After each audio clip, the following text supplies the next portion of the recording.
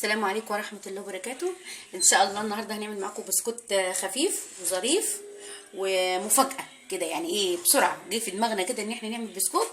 رحت عاملة بسكوت عشان الاجازات بقى والعيال سهرانة، فعايزين حاجة حلوة رحت عملت بسكوت. ان شاء الله يعجبكم وطريقتي تعجبكم ويلا كده تعالوا نشوف المقادير. يلا بينا. عن المقادير بتاعت البسكوت 3 اكواب دقيق، ولسه برضه هنشوف ممكن يبقى 3 بس يعني هعايرهم قدامكم، وكوبايه سكر مش كامله يعني ما بحبوش مسكر قوي، وكوبايه سمنه، وبيضتين، وربع كوبايه نشا، وبيكنج باودر، وفانيليا. حطيت على البيض فانيليا. هعملها معاكم ونشوف كده ان شاء الله.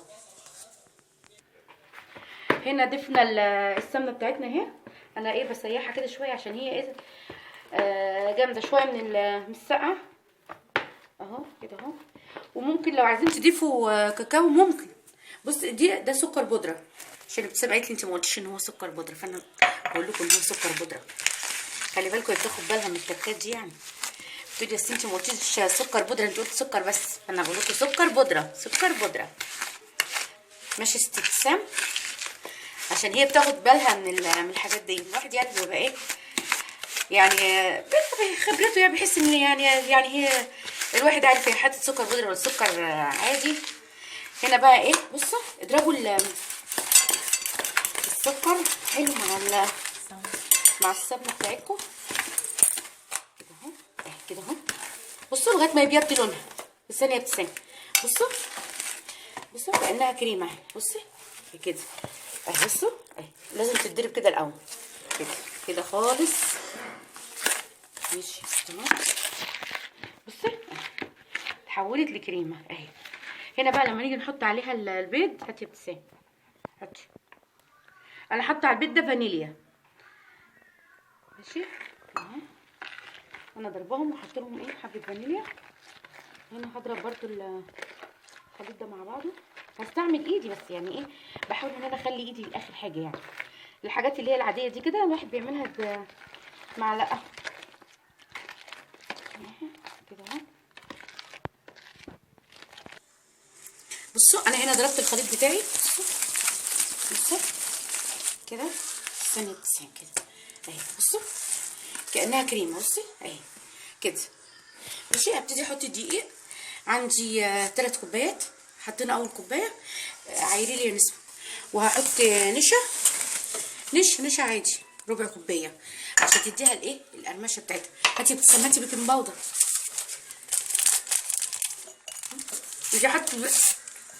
مش هحط الباكو كله عشان ما يمررش. هنحط حبه يعني مثلا ايه بتاع معلقه. هاتي نسبه. ادي الكوبايه التانيه. انا مشغله الاولاد بقى عشان اجازه، مشغلاهم جنبي. هبتدي ان انا ايه انا كده حطيت كوبايتين وربع. كوبايتين دقيق عادي وربع نشا.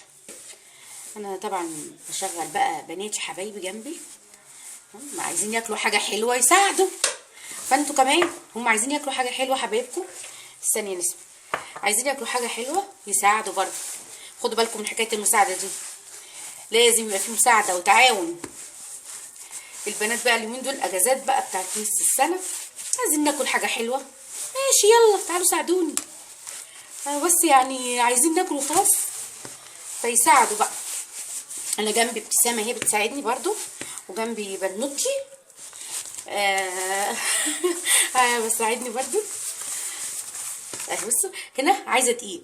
بصوا انا ما حطيتش دقيق كله مره واحده، احط حبه حبه كده لغايه ما تحسي ان العجينه اتلمت ويعني ايه ما بقتش تلزق في الايد.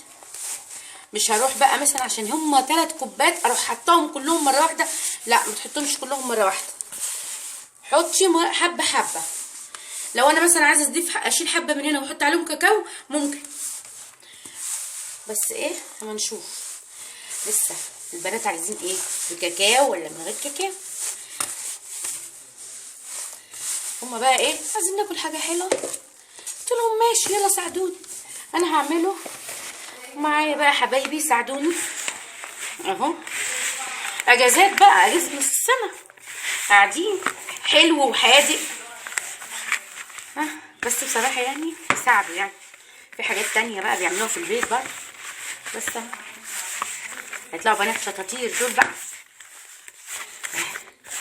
بس اجازه بقى نص السنه دي كله قاعد. بس انا حطيت كوبايتين ماشي، يبقى ايه حطينا كوبايتين ونص ماشي.